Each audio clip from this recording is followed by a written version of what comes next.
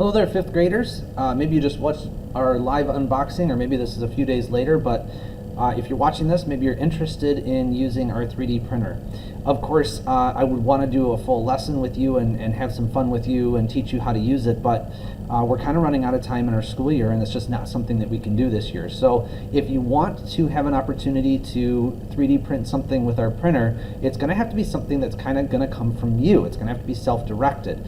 And so I have some links in Google Classroom. There's a 3D printing Google Classroom that's just for you. It's got some activities and things for you to do, a couple of ideas or examples. One of the things that I did was made a few functional things. This is a doorstop holder. You guys probably saw those just inside my door to be able to hold those door stops. Or this is one of my faucet starters. I have those infrared faucets where you've got to put your hand under it to get the faucet to go, and sometimes it doesn't work really well. Well, I can put that in front of it to start the faucet, and then my hands don't have to do all the work. Or you can make something that's just kind of aesthetically pleasing, something that's kind of fun to look at.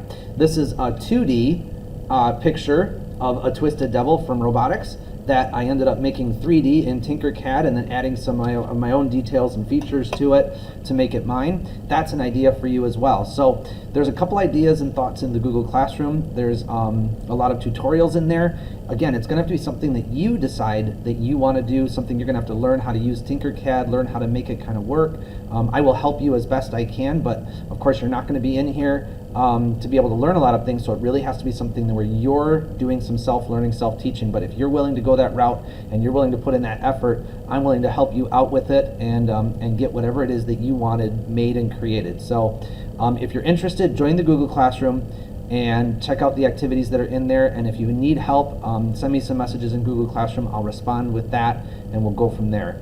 Thanks a lot for thinking about it, and we'll be in touch.